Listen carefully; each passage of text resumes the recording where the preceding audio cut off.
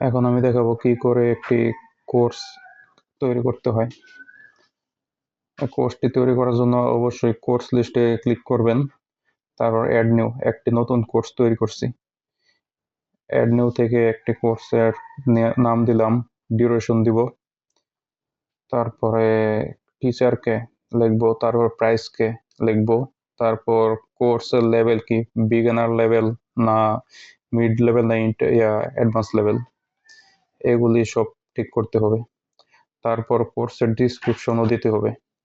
তারপর এসইওর জন্য একটি মেটা ট্যাগ দেওয়া লাগবে। মেটা ট্যাগ আপনি আপনার ইচ্ছা মতো দিতে পারবেন, সর্বোচ্চ 100 ওয়ার্ড পর্যন্ত দেওয়া যায়, এর উপর গেলে প্রবলেম হতে পারে কোর্সের। এখানে 100 ওয়ার্ড পর্যন্ত রাখা হয়েছে, আপনি আপনার ইচ্ছে মতো কিছু মেটা ট্যাগ দিবেন।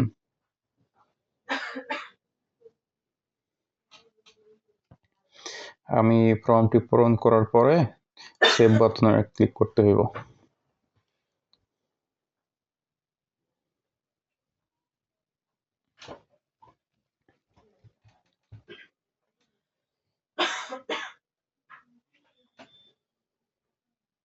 এখানে কোর্সের একটা থাম্বনেল থাকতে পারে, ওইটা দেখতে পাচ্ছেন কিভাবে আপলোড করতে হবে।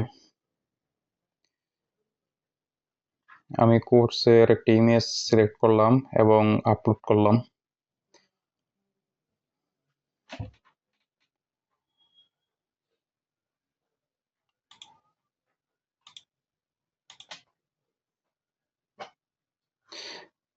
আপনি চাইলে আপনার কোর্সের ডিসকাস ভিডিওটা আপলোড করতে পারবেন। নিচের লিঙ্কটি ক্লিক করে এখানে কোর্স ডিসকাস ভিডিওটি আপলোড করতে পারেন।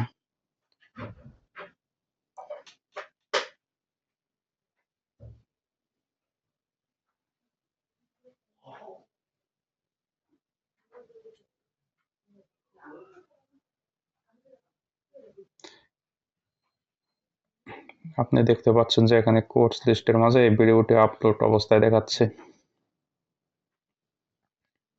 তারপর বিভিন্ন এডিট বাটন আছে, এডিট অপশন আছে, এগুলির আপনি ক্লিক করুন এবং সবকিছু ঠিক করুন। আরেকটা জিনিস এখানে ইম্পর্টেন্ট, স্ট্যাটাস যদি অ্যাক্টিভ না করেন তাহলে আপনার কোর্সগুলি দেখাবে না আপনার মেন যেই ওয়েবসাইটটা আছে ওই জায়গায়।